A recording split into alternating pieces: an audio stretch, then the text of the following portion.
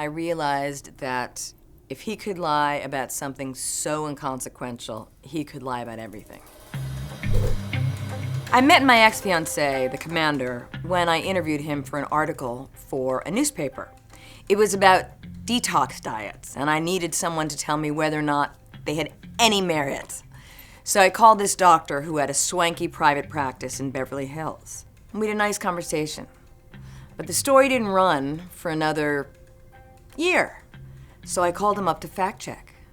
Was he still in private practice? Was he still in California? No, he said. I'm in Jacksonville, Florida. I'm in the Navy. He had been a Navy SEAL and had rejoined later in life. His marriage had broken up and he moved away, leaving his 2 kids with his ex-wife. He said that he was opening up a hospital for kids with cancer in Iraq and Afghanistan. Every so often, he would send me snippets of information, little emails with news about his project. That was that. It was purely professional. But by February 2010, he said, let's get together. I'm coming into New York. I live in Washington. I'm coming into New York. Let's go somewhere celebratory. So we went. We went to the Four Seasons at the time, and he was wearing his full Navy outfit. And he told me then that he had been working at Guantanamo, treating very high-level prisoners, one of whom sounded eerily like Osama bin Laden. He described his medical problems, he told me what he looked like, and I said, well, are you sure that's bin Laden? That doesn't make sense to me because nobody would want that to be kept hidden, especially not the president. It was Bush at the time, and he said, well, the president doesn't know. And I thought that was absolutely insane. That was nuts. That's not possible. And then I thought, well, who knows? Maybe there's something to this. And I figured one way or the other, I was gonna get a story out of this. I got a story, and it wasn't quite the story I wanted. He was not anybody that I thought I was gonna be with. He was kind of a nerdy doctor, you know. He wasn't the best looking person, but it wasn't about that. It was that I loved him. I fell in love with him.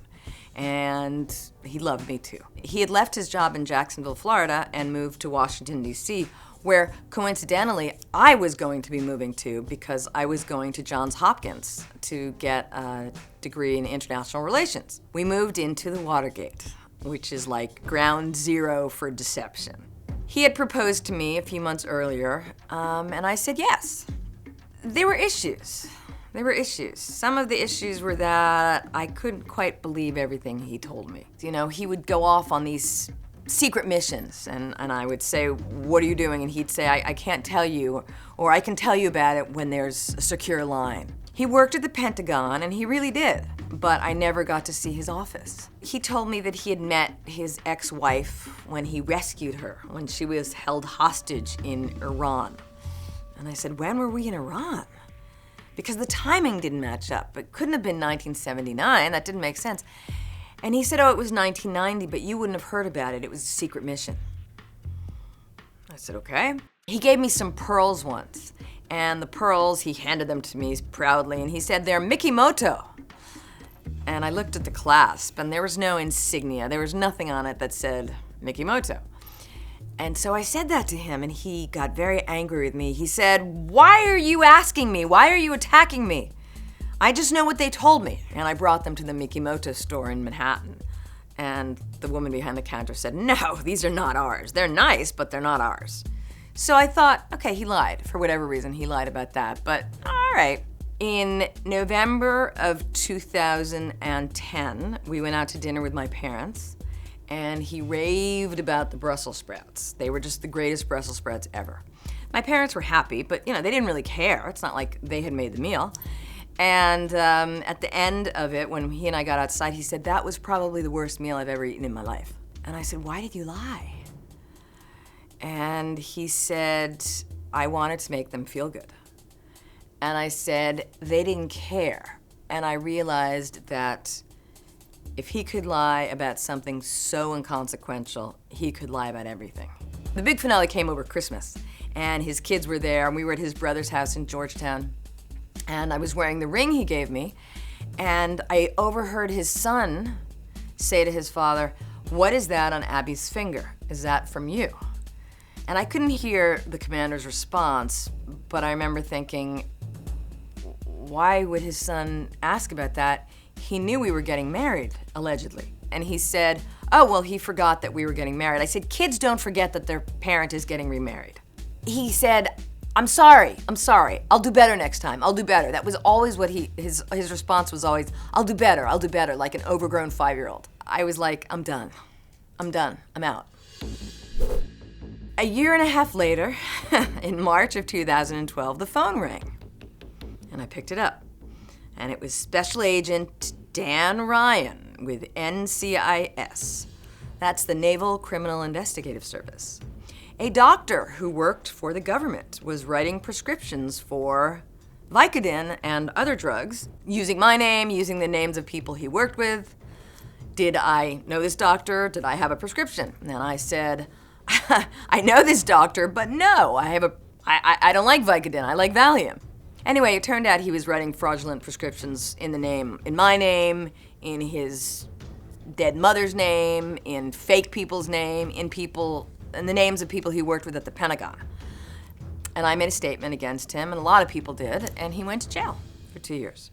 And that is when I kicked into gear. And I became a journalist again. And I researched everything. And I called his ex-wife, and I called his ex-wife, which I didn't know he had. I called people he worked with at the Pentagon. I called other friends of his I knew.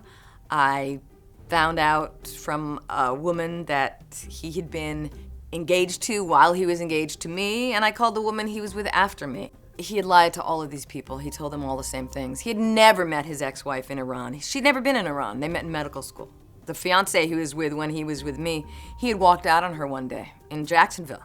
He told her that he was going on a secret mission, and he walked out the door, and the secret mission was Operation Abby. She never knew what happened to him. But he lost his medical license. He got kicked out of the Navy. We're not in touch. I don't need to be in touch with him. I wrote a book, and I had thought about interviewing him for it, and then I thought, what is the point? He will lie, he will manipulate, he will spin the story, and nothing he says is going to be the truth. I feel like that, and having written a book about it, I got my closure. I understand how these things happen. I understand my own responsibility. I understand people who are pathological liars and why they do it. I've talked to enough people, I've interviewed enough people who've been duped and people who dupe. I got off really easy.